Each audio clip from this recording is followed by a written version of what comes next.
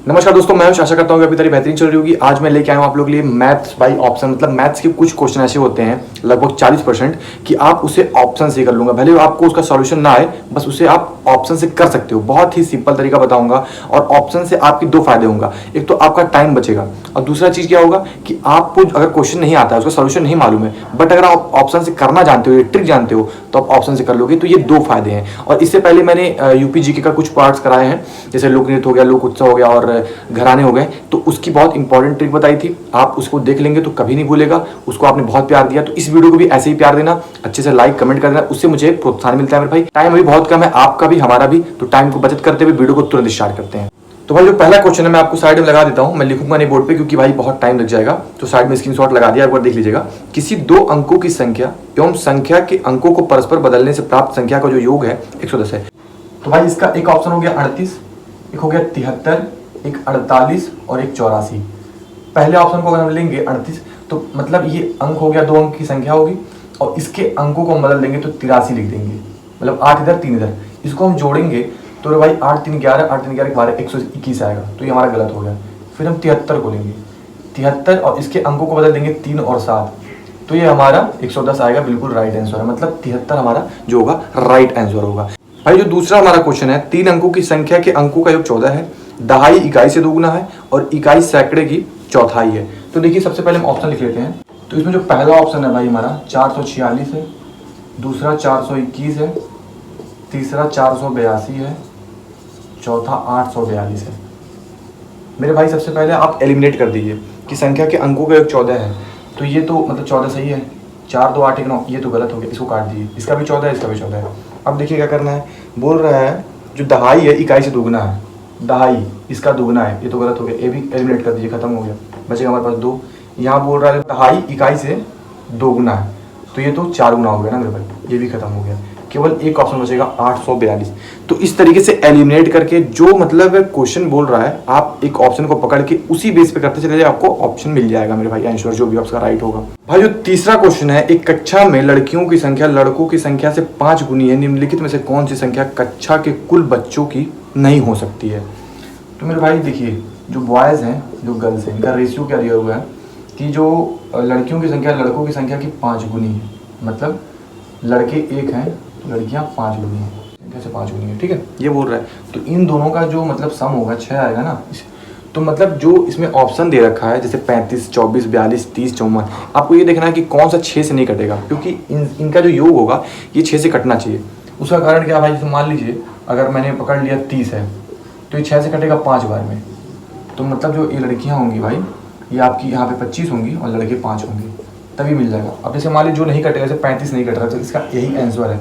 अब अगर आप 35 नहीं काटेंगे तो आप लड़कों लड़कियों को डिवाइड कैसे करेंगे? पूरा आपको डिवाइड जाना चाहिए ना, तभी तो आप उसको मतलब डिवाइड करेंगे कि इतने लड़के इतनी लड़कियां हैं। तो इसलिए जो ऑप्शन नहीं कट रहा है अच्छे से, वो हमारा आंसर हो जाएगा। तो हमारा 35 इज द राइट आंसर मेरे भाई। अगला क्वेश्चन है, 2 अंकों की संख्या के अंकों का योग 7 है, यदि अंकों को पलट दिया जाता है तो नई संख्या में 3 जोड़ने पर मूल संख्या की 4 गुनी हो जाती है। मूल संख्या क्या है? तो भाई सबसे पहले देखिए, अंकों की जो संख्या का योग है तो ये 7 आएगा, तो सब में 7 आ रहा है ऑप्शन में, मतलब इससे आप एलिमिनेट नहीं कर सकते हैं।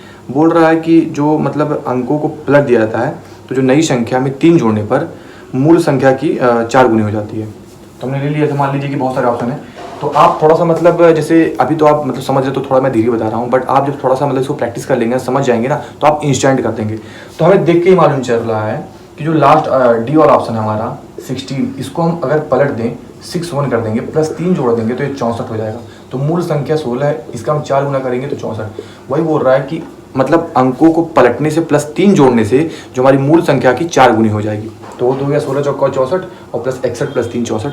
तो ये हमारा मतलब राइट आंसर है, कौन सा? डी ऑप्शन में। भाई देखिए, ABC 3 अंकों वाली एक संख्या है जिसमें A² + B² + C² 74 है और A इकाई एवं दहाई अंकों के योग से दोगुना है तथा संख्या एवं अंकों के अदल बदल करने से प्राप्त संख्या का अंतर 495 है, तो संख्या ज्ञात करें।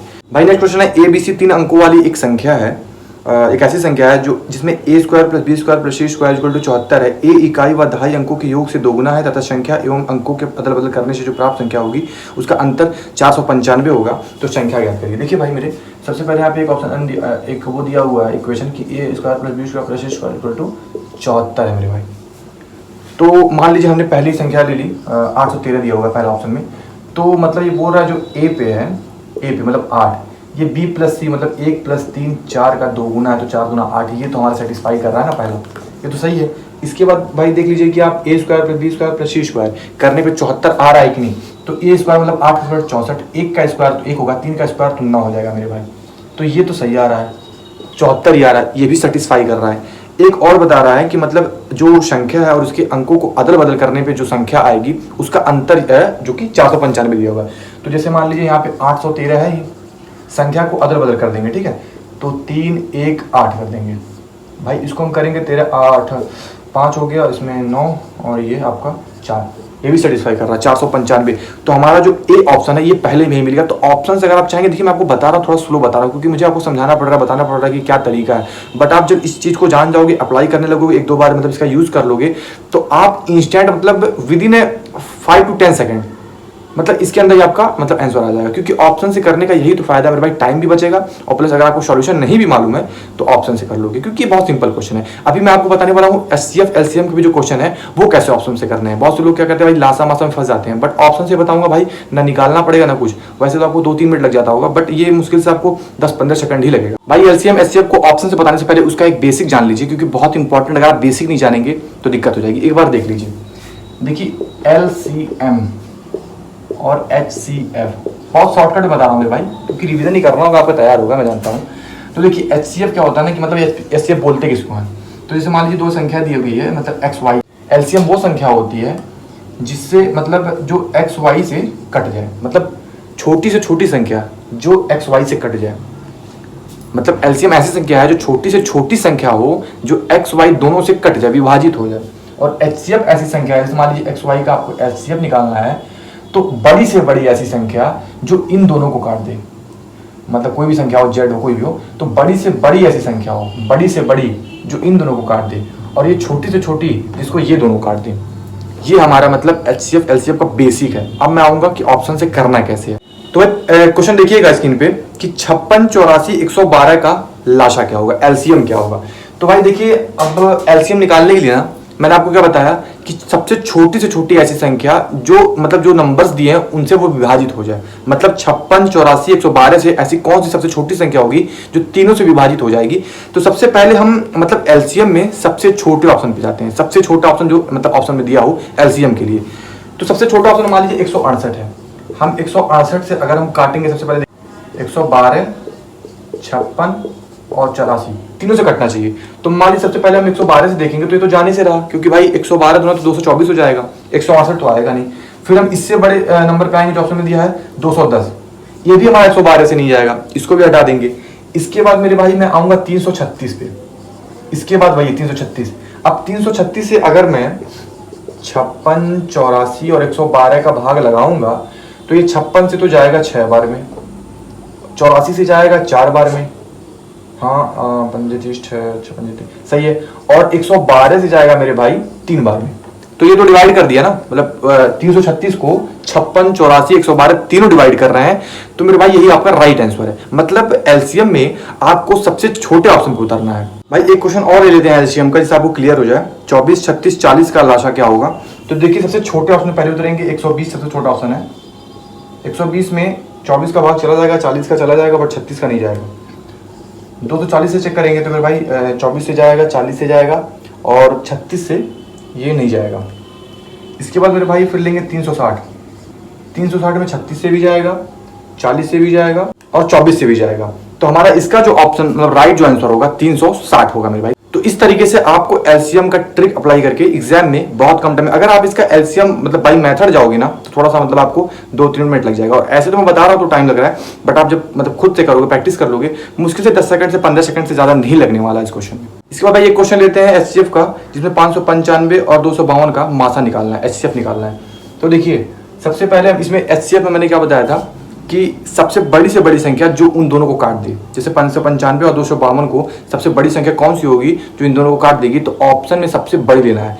एलसीएम में जब आप उतरेंगे तो सबसे मतलब छोटी लेके उतरना, और जब एचसीएफ में आप देखोगे तो सबसे बड़ी लेके चलना ऑप्शन से, ठीक है मेरे भाई। तो जैसे मान लीजिए 595 है और क्या है 252, सबसे बड़ी संख्या मान लीजिए यहाँ पे दिया 17 है, 17 से आप काटेंगे तो 17 ये नहीं जाएगा, इसके बाद भाई मेरे, अगर आप इसी को 11 से काटोगे, इससे भी नहीं जाएगा। 7 से चेक करोगे मेरे भाई तो 7 से दोनों कट जाएंगे मेरे भाई।